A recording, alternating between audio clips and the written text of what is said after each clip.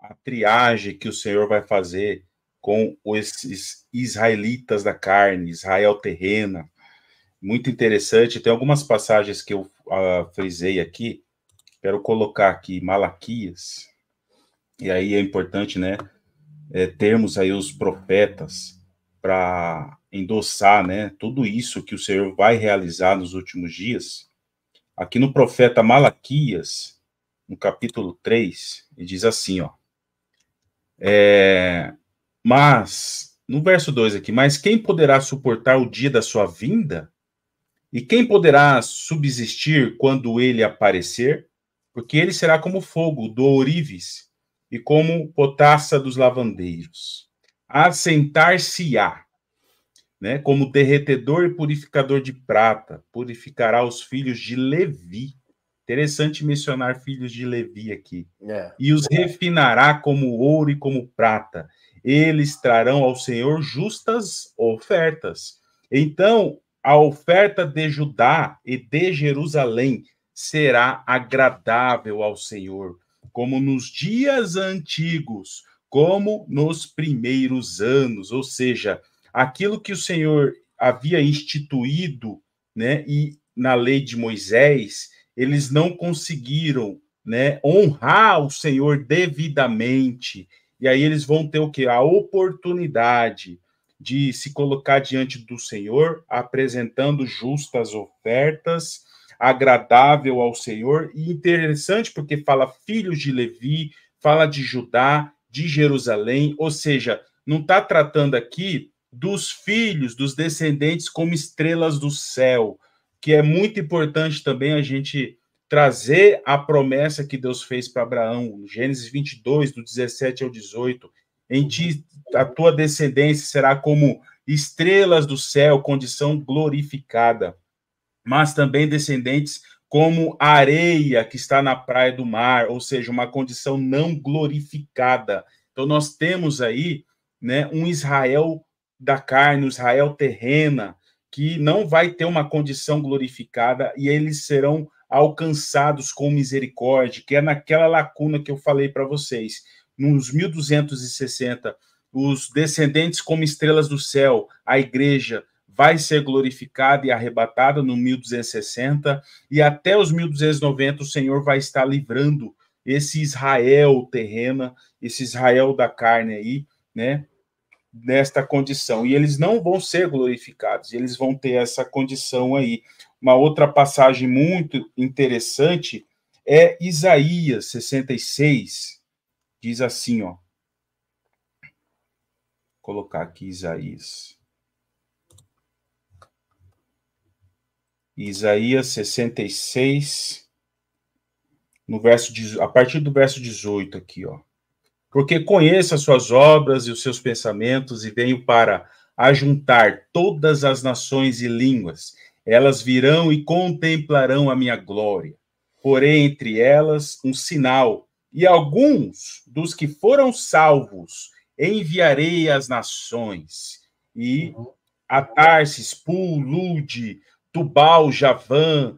E aqui, no verso 20, diz assim, ó, trarão todos os vossos irmãos dentre todas as nações, por oferta ao Senhor, sobre cavalos, liteiras, sobre mulas, dromedários, ao meu santo monte, a Jerusalém, diz o Senhor, como quando os filhos de Israel trazem as suas ofertas de manjares em vasos puros à casa do Senhor. E olha só que interessante no verso 21.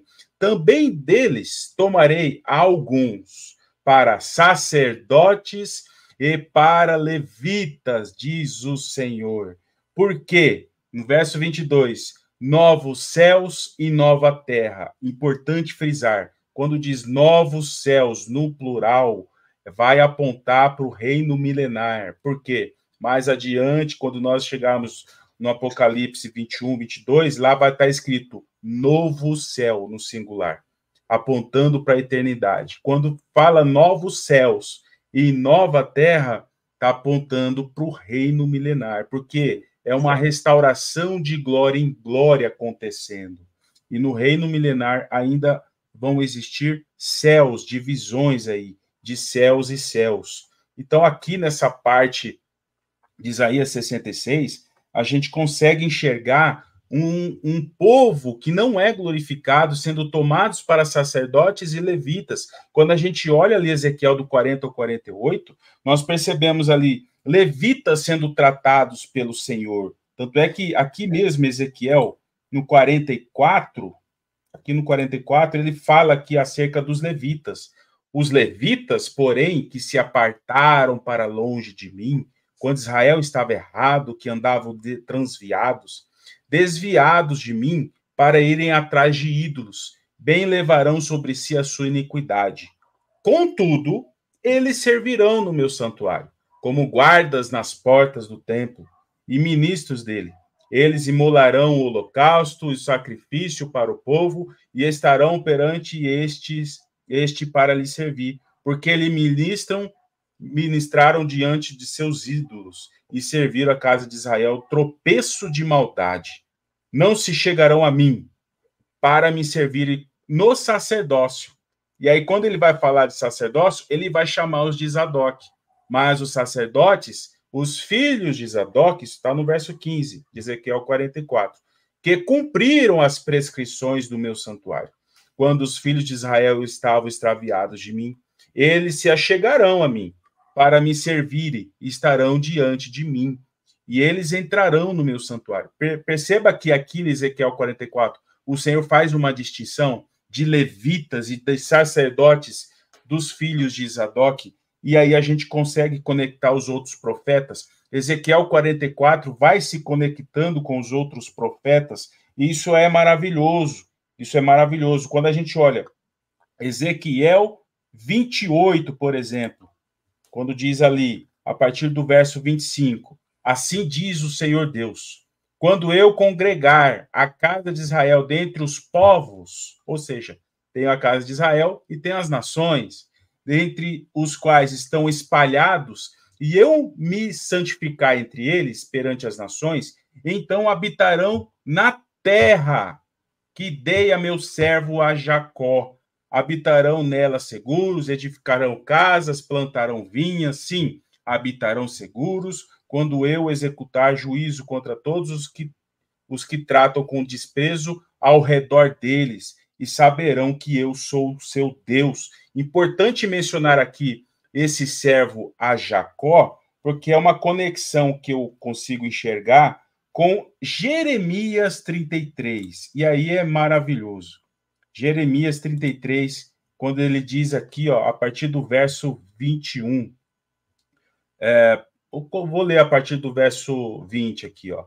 Assim diz o Senhor: se puderdes invalidar a minha aliança com o dia e com a noite, de tal modo que não haja nem dia nem noite, ou seja, algo que não vai acontecer, invalidaria a minha aliança com Davi, meu servo, para que não tenha filho que reine no seu trono. O pastor Igor mencionou acerca da promessa do descendente de Davi, que estabeleceria uma casa e reinaria eternamente. Aqui é essa extensão da promessa da aliança com Davi, onde teria um filho que reine em seu trono. Só que aí ele menciona também, bem como os levitas sacerdotes, meus ministros. E ele prossegue, ele continua, como não se pode contar o exército dos céus, olha a descendência como estrelas do céu, nem medir a areia do mar, olha a descendência não glorificada aqui, assim tornarei incontável a descendência de Davi, porque aponta para as estrelas do céu, meu servo, e os levitas, que ministram diante de mim. E aí aqui um verso-chave, onde vai fazer alusão a essa distinção das duas descendências. Não detenhas para o que diz esse povo, as duas famílias que o Senhor elegeu, agora as rejeitou? Olha só que interessante. Aí ele continua, né? Eu não rejeitarei a descendência de Jacó e de Davi, meu servo, de modo que não tome a sua descendência quem domine sobre a descendência de Abraão, Isaque e Jacó, porque restaurarei a sorte deles. Deles quem? Das duas famílias, dos dois tipos de descendentes, como estrelas do céu e como areia da praia do mar. Uma descendência que domine sobre a outra, ou seja, a descendência como estrelas do céu, que aponta para a igreja, terá um domínio maior, porque vai envolver o sacerdócio segundo a ordem de Melquisedeque, que é um reino eterno superior aos do sacerdócio de Zadok, aos dos levitas. Então, a gente consegue chegar conectando todas essas menções proféticas e entendendo como que o Senhor vai, né, colocar essa descendência de Jacó, esse Israel terreno, no reino milenar. Então, isso aqui é muito, muito valioso, né?